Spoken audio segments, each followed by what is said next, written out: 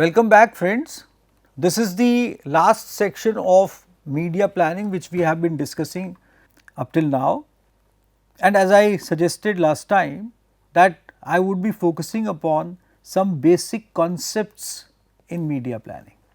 These are terms which have stayed with us.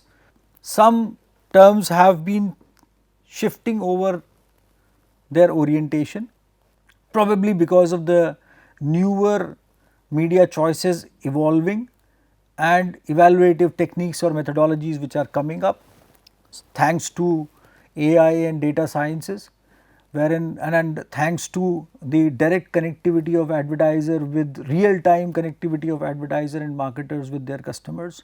So that definitely has given a very big advantage to the evaluative techniques which we have, because in today's era we can always regularly be in contact with our advertisers somehow, or at least we can see that what they are going through as far as their messaging goes, or their daily usage of particular kinds of applications and software goes, and then that keeps on giving us an idea. For example, you would have it's just an example, you would have seen that while watching Netflix or Prime or these kind of internet modes of entertainment, you would have realized that after they observe that you are watching particular kinds of movies or particular kinds of shows, they start putting up specific promos in front of you, and they will tell you that this is 94% match with your choices, kind of,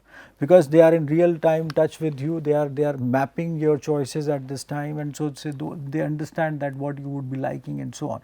So several concepts in terms of media planning are getting re-evolved because of this kind of an enablement of advertisers as well as customers by technology.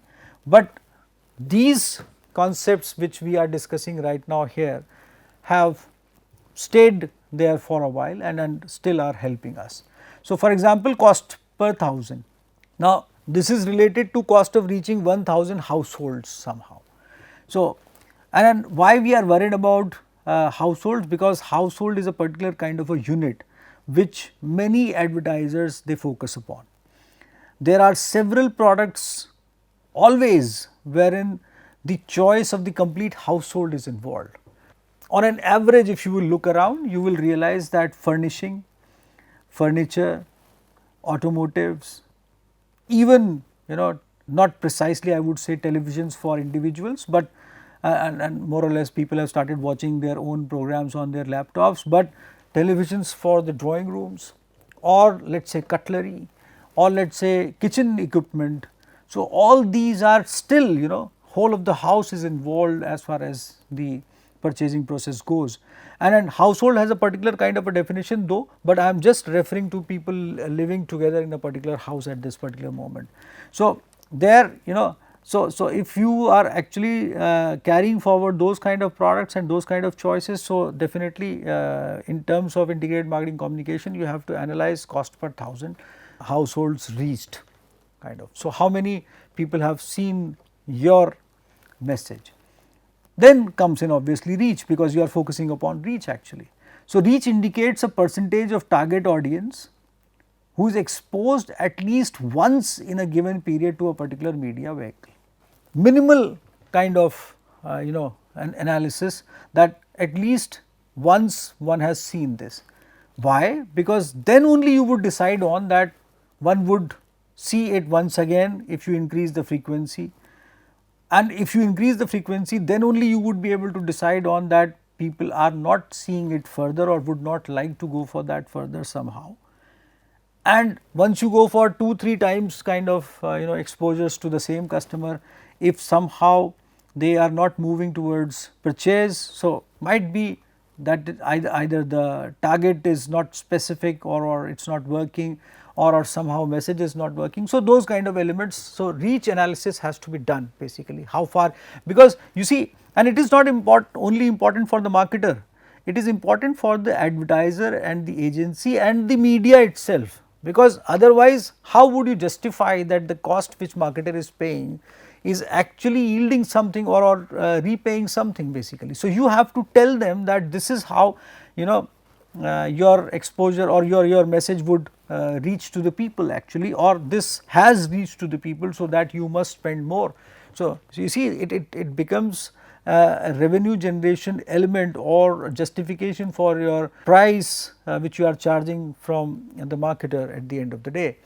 Frequency distribution, it is related to exact number of times the individuals are exposed to an advertisement message in a particular kind of a schedule. So, how many times you have put up the message and how many times people have actually seen that.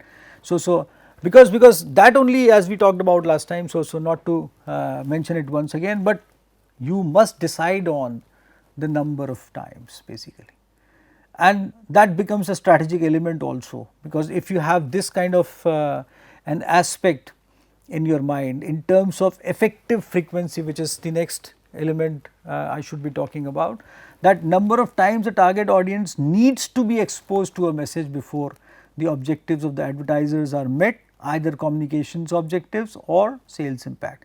Now, frequency distribution and effective frequency, if you will think in terms of the example which I chose to talk about last time, a couple of sessions back, wherein I asked you a question that whether the universities and institutional advertisers should be going for an all year through advertising with little space or small time television or internet based kind of messages through a regular frequency. Should it be done that way, or should they be focusing upon as what they have been doing in terms of admission season based kind of advertising with a very strong regular day to day frequency and a very large size, or let us say longer time on radios or television and those internet message and so on. So, that is analyzing that kind of a thought process, the need of the advertiser, you would realize the relevance of these concepts which we are discussing at this moment. Then there is an this agency of record.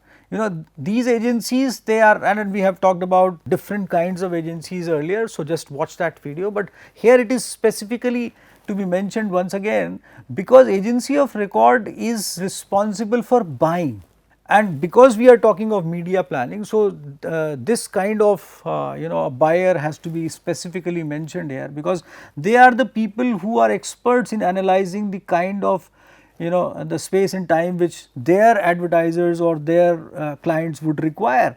They forecast that. So, for that kind of forecasting, they go for several kinds of evaluative methods which we have mentioned or discussed earlier.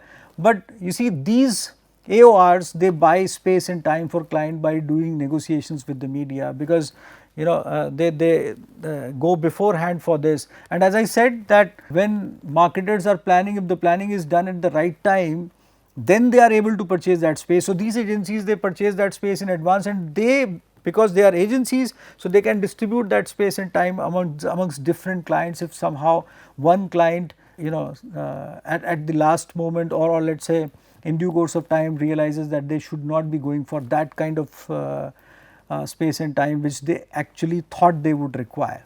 So, media buyers are important even when there is no AOR, they actually implement the media plan. And as I mentioned during that session, that several organizations who advertise at a larger level, they have their own media buying agencies. So, media buyers take advantage of media offers. Many a times media also think in terms of pre-selling their space when they realize that there might be a fluctuation in the market demand in terms of either going very high or very low. So, they assess that situation and they offer a particular kind of a price at this particular point and give some discount, so that they are also assured of their business, and then the selling that space further goes in the hands of the agency. Then comes in a concept of continuity. Now, you see, we are talking of choice of media, combinations, comparison, and we have mentioned about frequency, reach, frequency distribution and so on. So, continuity is the entire dimension of timing.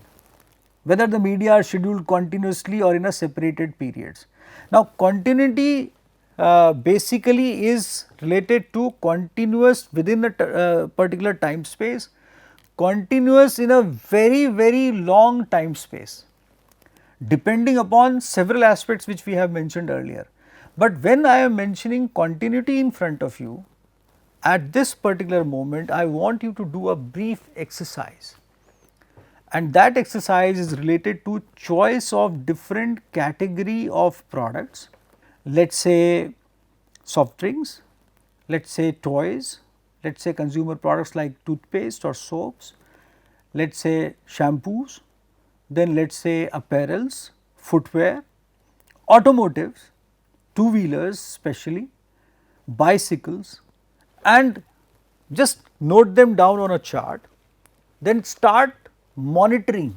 You can go in a retrospective methodology wherein you go backwards and find out that where did you find, did you see the advertisements related to these products, especially brands if you have named them there, and then try to assess that how did they try to build up continuity in terms of their messages. And when I am referring to continuity, as I said, it is related to being continuous within the time space. That time space can be shorter or longer basically. And then one more element of continuity you should be monitoring, that is, were they going for a particular kind of a message continuity, or they were going for continuity in terms of the context, but changing the messages actually. So, that again is very important for us to understand, because that also affects media planning when we talk of choosing different kinds of combinations. Because if you deviate a particular element of your creativity or message which becomes prominent for one kind of a particular media, then definitely continuity would be there, but choice of media and the combinations might keep on changing. It's not a rocket science, it's just sense, logical sense which evolves in due course of time, which we keep on assessing with the help of customer response, which gets on generating in due course of time.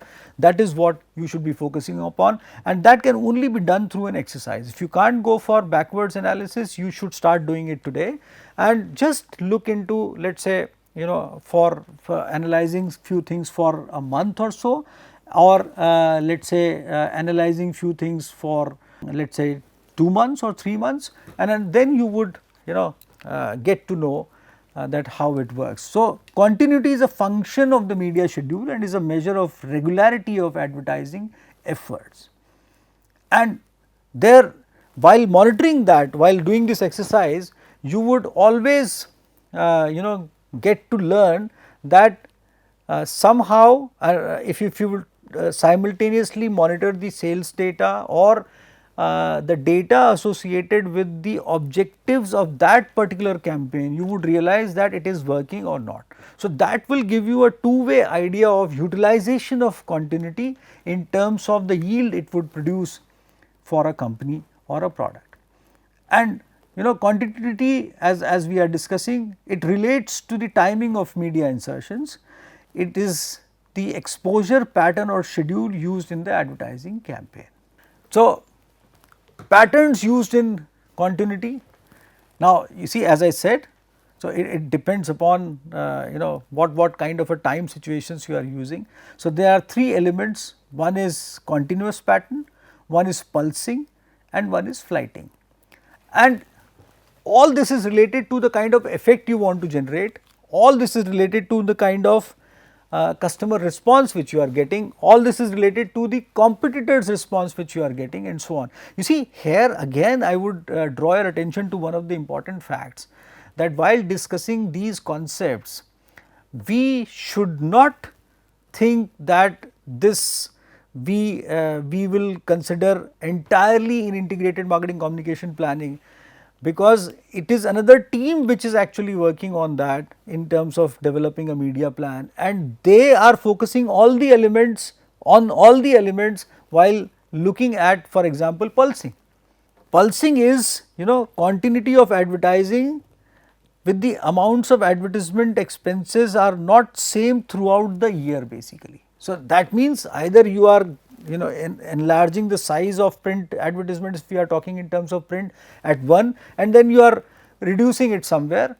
It might be associated with your flow of your production, it might be associated with your inventory or let us say product line plans or production line plans and so on, whichever way you want to go for.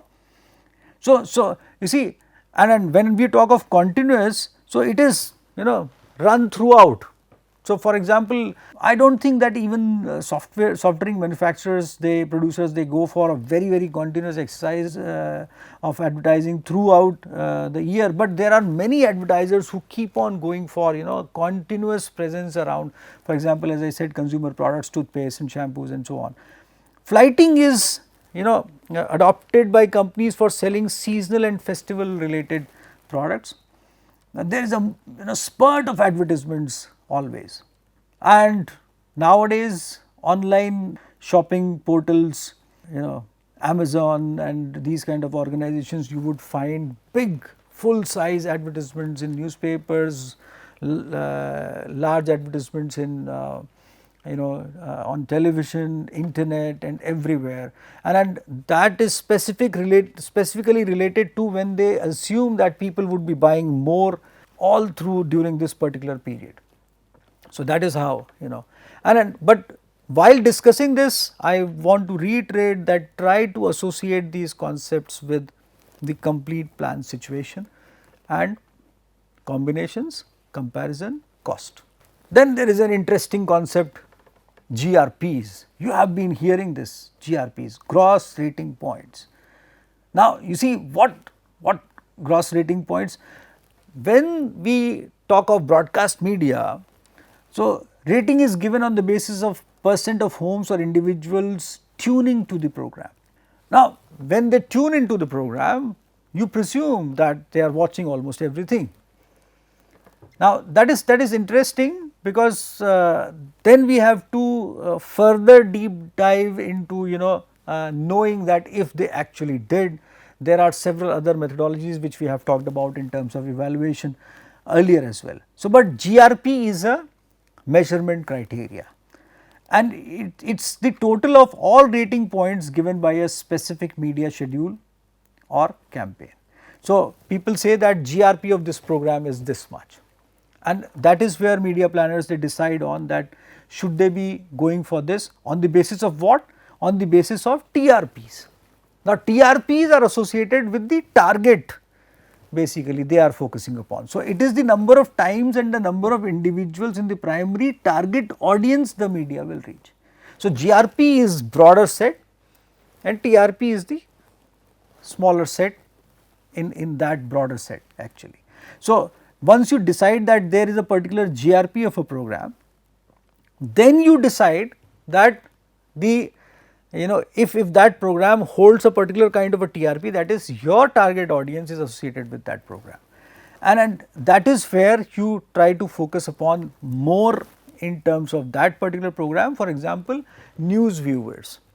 Now, news viewers of a particular news channel, if they belong to your target audience, then definitely you would be focusing upon with reference to your advertisements. And you see, the data is collected on weekly basis by a panel of large number of adults.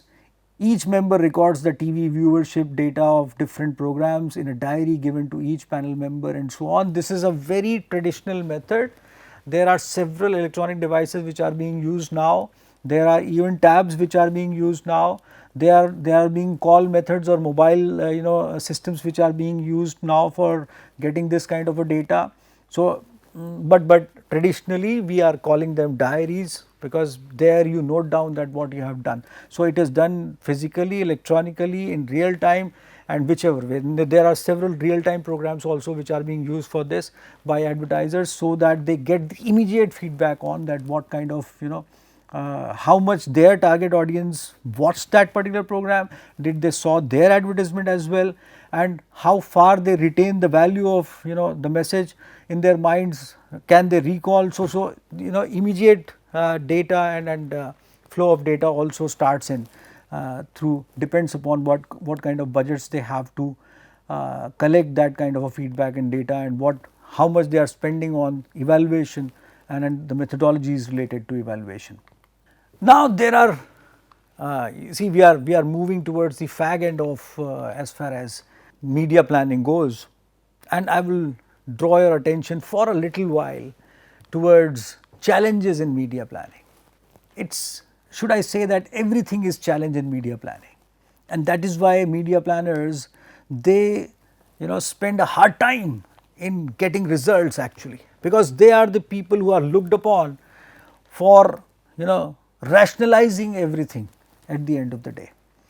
So the biggest challenge is insufficient information, and that is why I said that it depends how well you are into a continued integrated marketing communication research, how well your agency, they are feeding their clients with their with the longitudinal research they are conducting in terms of consumer response or consumer behavior analysis, which they are continuously doing for several purposes at a time. Can they be utilizing the, would they be able to utilize the same kind of a thing for their clients to tell them that there is a relevant piece of information with them which can be utilized for strategizing and planning for a particular kind of a media choice.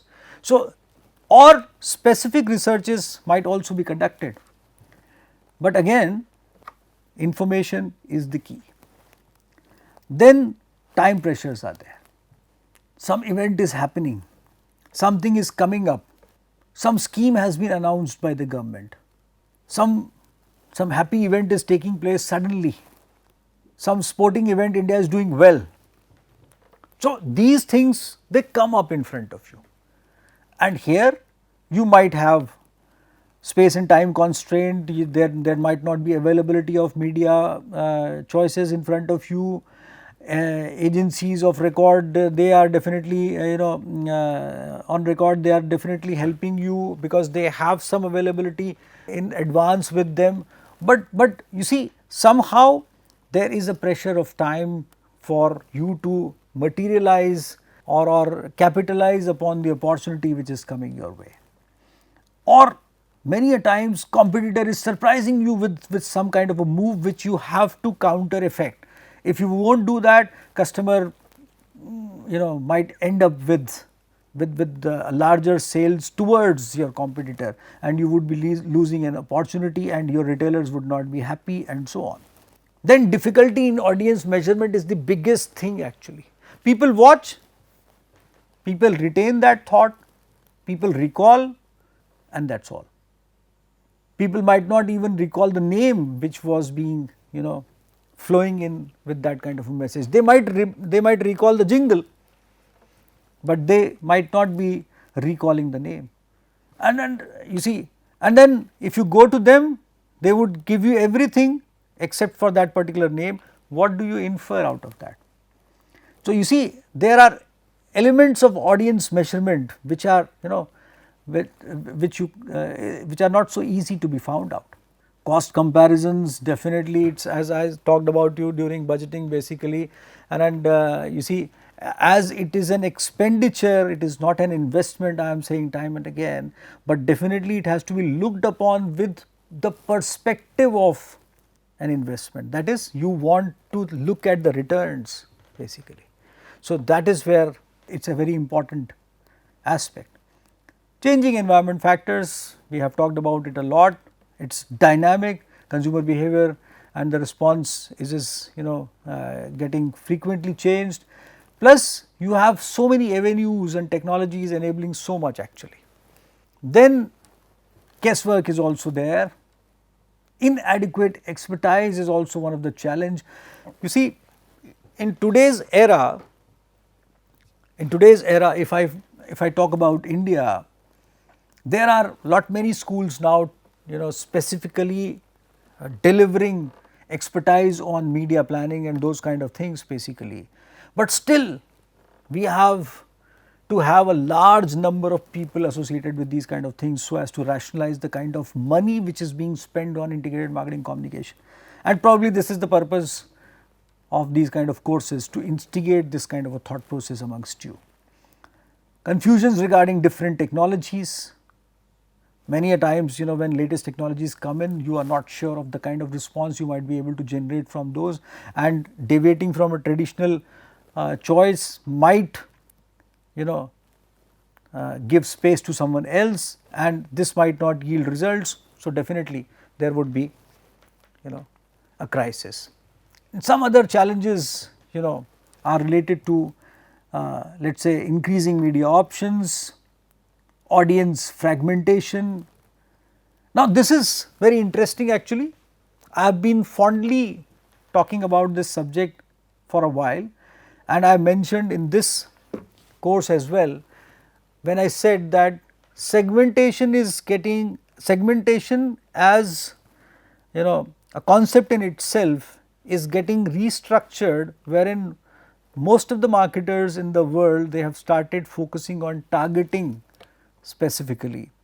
It is not that segmentation is getting eliminated out of our understanding, but target is now the main focus of our understanding largely, wherein you are getting in touch with the individual customers or customers directly. And that is where audience fragmentation comes in. There was a time when you could say that this kind of a person with related to this kind of a profession and age group would be buying this kind of a car.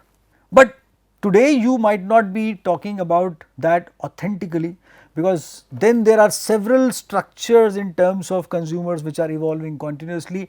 You might say that, for example, with all due respect to the professors, there was a time when you might say that not many professors would be preferring SUVs, for example. Now, today in today's era, you would find several professors riding heavy motorcycles like Enfield and preferring SUVs as well.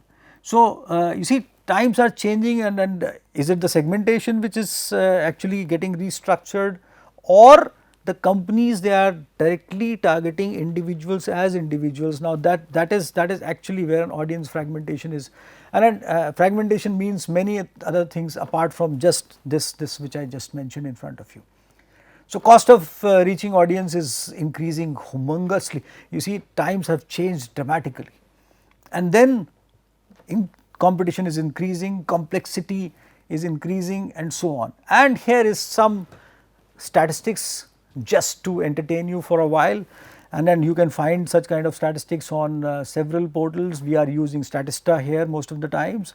So, TV reach, for example, in India in 2018 by states, and here you find Maharashtra and Goa, Andhra Pradesh, Uttar Pradesh, and several states in front of you. And just to give you an idea, that advertisers look into these statistics before thinking in terms of media plans. So, and then this is TV penetration, wherein several states are again listed in front of you, and again we can make use of such kind of data. So, and Indian television advertising revenue share in India by in 2017. After this, probably we do not have this kind of a structured data on this aspect. Probably in 2022 we would have another, or later on at the time when you would be seeing this video, we would try to add the latest data for you there. So, here this is Hindi, Tamil, English. So what is the kind of television advertising revenue share is there. So, this is again a very important insight which tells us how things are going around us. So, just this was a glimpse of that. Media planning not only goes for lots of primary data collection and understanding before reaching to the conclusions of how to reach to the customer, but media planning also requires lots of statistics which may or may not be specifically related to the subject, or which I should say directly or indirectly may enable whatever you are thinking. So, we can conclude that we must develop that rationality associated with comparison, combination, and cost, and then generate a composite media plan to be effective for the advertiser, the marketer, and for the customer as well. so as to not to waste a single penny. And this is all, when you would learn this art, or you would try to learn this art and become one of the expert media planners. So, goodbye for now. Thank you. See you next time.